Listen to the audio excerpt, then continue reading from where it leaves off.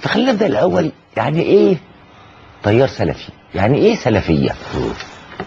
طيب، الحقيقة يعني السلفية ببساطة شديدة جدا بتاع الإسلام جاء به النبي صلى الله عليه وسلم نقيا، عبارة عن طريقة تطبيق معينة اتطبقت بطريقة كاملة في حياته عليه الصلاة والسلام، وفي عهد الخلافة الراشدة بأمثل صورة. وهو صلى الله عليه وسلم قال: خير الناس قرني ثم الذين يلونهم ثم الذين يلونهم. يعني أفضل قرون الأمة دي، أفضل أجيالها جيل الصحابة والتابعين وتابعي التابعين، واللي هيمشي زي ما ربنا قال: السابقون الأولون من المهاجرين والأنصار والتابعون لهم بإحسان رضي الله عنهم ورضوا عنه. فاحنا بنقول ازاي نفهم الإسلام ونطبقه بشموله. الإسلام اللي هو الأجزاء الثابتة، اللي هو العقيدة والعبادة وأصول المعاملات. أصول المعاملات يعني إيه الحلال وإيه الحرام، والأخلاق. الأخلاق دي بتشمل حاجات جوه في القلب: حب ربنا، الخوف من ربنا، الإخلاص لله سبحانه وتعالى، وحاجات ظاهرة هتعامل معاك ازاي: الصدق، الوفاء، الأمانة، غض البصر، حفظ الفرج، أكل الحلال. الأخلاق في المعاملة مع الناس اللي هو الإحسان، الإيمان، الإسلام، الإحسان، دي اللي الرسول صلى الله عليه وسلم قال عليها الدين. التطبيق والفهم بنقول في الثوابت دي نرجع فيه إلى ما كان في عهد النبي صلى الله عليه وسلم وما كان عليه أصحابه في عهد القرون الثلاثة الأولانية دي. هذه معنى السلفية. السلفية معناها إن أنا بقول بفهم الإسلام وبطبقه زي ما هم طبقوه. مش معناها إن أنا ما بستعملش وسائل الحياة المعاصرة. لا، لو واحد قال كده يبقى ما بيفهمش يعني إيه السلفية، أو ما بيفهمش يعني إيه تطبيق الإسلام. يعني أنا يقول لي: طب ما أنت سلفي، ما تركب الجمل، ما تركبش الطيارة. أقول له: هو ده الإسلام؟ أنا قلت لك العقيدة، العبادة، الأخلاق الظاهرة والباطنة اللي هي أعمال القلوب، والأخلاق في المعاملة مع الناس دي، والحلال والحرام، المعاملات، أصول المعاملات دي هي الثوابت بتاعتنا. أما نمط الحياة، هشتغل إيه، هزرع إيه، هتعلم علوم حديثة معاصرة، هستعمل وسائل الحياة المعاصرة، دي كلها من المتغيرات اللي كل زمن بيتعامل بمقتضى ما كان في هذا الزمن. فبنقول السلفية هي فهم الإسلام بفهم خير من طبقه الرسول صلى الله عليه وسلم وأصحابه والتابعون لهم والتابعين. احنا بنقول ده منهجنا باختصار. طيب، هو منهج؟ منهج. هل السلفية مذهب؟ لا، السلفية منهج يشمل المذاهب الأربعة، أئمة المذاهب الأربعة. نعم. ويشمل العصور الثلاثة الأولانية دي كلهم على منهج واحد. هل هو مختلف عن منهج الإسلام اللي هو منهج الرسول؟ لا، ده هو الإسلام الصافي من غير إضافات خارجة عنه. أنا بشبهها بحاجة. لو قلت إن أنا مسلم أسير على طريق الرسول عليه الصلاة والسلام وأتبع الكتاب والسنة، بتفهموهم زي ما الصحابة فهموهم، يبقى أنت سلفي. ما ينفعش أبقى مسلم بس؟ لا، تنفع طبعا، ما هو ده الإسلام. يبقى تعبير سلفي هنا إيه سببه؟ ماذا أضاف؟ يعني هل هو عمل تفرقة بقى عندي سلفي وعندي إخواني وعندي صوفي؟ لا، مش كده هقول لحضرتك.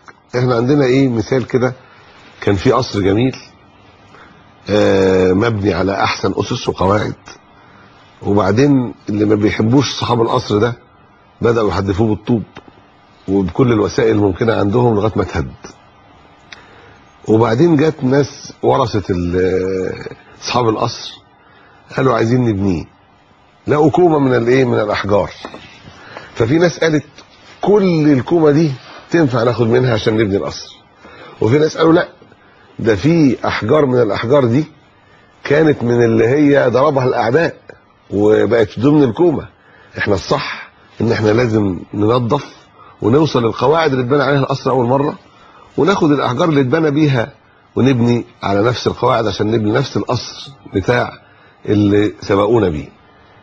فعشان كده، عشان اختلفت الأفهام في كيف يعود الإسلام إلى أن يعيش الناس به في مجتمعاتهم بعد عصور من الانحطاط وعند سقوط المجتمعات الإسلامية وسقوط الدولة الإسلامية في تبعية غير المنهج الإسلامي، اختلفت أنظار المعاصرين. فالسلفية بتقول احنا لازم نرجع للإسلام الصافي النقي كما جاء به النبي صلى الله عليه وسلم. هو التطبيق ده لأنه حصل عبر التاريخ ده هد وحاجات جت من براه ومناهج أخرى باختلاط هذه الحضارة الإسلامية بالحضارات الأخرى، دخل هناك اختلافات ومناهج أخرى. دخل على سبيل المثال فلسفة، بالتأكيد الرسول ما كانش بالفلسفة، وإن كان أتى بكل القضايا اللي الفلاسفة بيبحثوها، بس أتى بعقيدة أخرى واضحة جدا. علم الكلام حصل نوع من الانحرافات في فرق، ظهر في أواخر عصر الصحابة على سبيل المثال ناس اللي هم الخوارج اللي قالوا كل اللي بيعمل معصية يبقى كافر، كل يرتكب كبيرة يبقى كافر ومخلد في النار. وناس ردوا عليهم وقالوا لا، ده مهما عمل من عمل كامل الإيمان والأعمال مش مهمة. وأهل السنة وقفوا في النص على العهد الأول يقولوا لا، اللي يعمل معصية ويرتكب كبيرة يبقى عاصي يستحق العقوبة، والعمل مهم وممكن يخش النار بس مش هيخلد فيها، مش هيبقى زي الايه الكافر. نعم. ناس قالوا الإنسان مسير ملوش دعوة بحاجة، زي ألقاه في اليم مكتوفا وقال إياك أن تبتل بالماء. الإنسان في حياته مسير بلا إرادة. وناس تانيين قالوا لا، ده احنا أحرار 100% وربنا لا دخل له بحياتنا ولا يقدر على أفعالنا ولا إرادتنا ولا مشيئتنا. نعم. وأهل السنة بقى اللي هم السلف وفضلوا واقفين في النص قالوا لا، لمن شاء منكم أن يستقيم وما تشاءون إلا يشاء الله رب العالمين. دي مسائل. في ناس قالوا طلع انحرافات حصلت، قالوا علي بن أبي طالب هو الإمام والمظلوم، وأبو بكر وعمر وعثمان خونة وكفر ويستحقوا كل عقوبة. ده الفكر الشيعي. أنا بضرب أمثلة. نعم. وناس تانيين قالوا لا، ده علي بن أبي طالب ده راجل كافر مش كويس، وأهل البيت دول ظلمة مفتريين. ماشي. ففضل أهل السنة على العقيدة الأولانية اللي هم العقيدة السلفية، بيقولوا لا، ده احنا مفيش معركه ليه اصلا. ليه حضرتك مفضول قلت لي اهل السنه فضلوا على العقيده؟ ليه مش اهل السنه؟ يعني ليه ما تبقاش السنه؟ ما هي اهل السنه هي بدون ما احط لها السلفيه. هقول لحضرتك حالا، اقول لحضرتك اهل السنه هو ده الاصل. نعم. واخد بالك؟ والسلفيه ظهرت لما في ناس قالوا احنا سنه واهل سنه. السلفيه هي الاسلام زي ما جاب النبي صلى الله عليه وسلم. المصطلح هو اللي اتاخر ظهوره. ظهر امتى؟ ظهر من ايام شيخ الاسلام ابن تيميه وما بعده. نعم. ظهر فين اول ما ظهر؟ ما بقول في كتابات شيخ الاسلام. نعم. في السعوديه. لا، شيخ الاسلام ابن تيميه من 700 سنه تقريبا. نعم. من اكثر من 700 سنه كمصطلح. وصل مصر للمصطلح ده امتى؟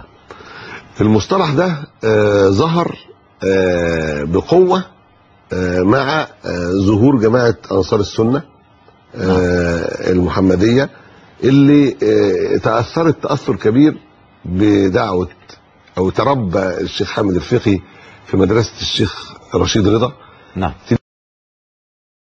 جدا من الدعوه الوهابيه ومن كتب شيخ الاسلام، يعني له مرجعيتين كبار او ثلاثه بقى. نعم. استاذه الاول محمد عبده مرجعيه، ومرجعيه ثانيه مع الشيخ لا رشيد رضا نفسه. ومع الشيخ محمد، كتب الشيخ محمد بن عبد الوهاب. نعم. ومع ابعد بقى زمنا في العمق التاريخي شيخ الاسلام ابن تيميه والامام ابن القيم.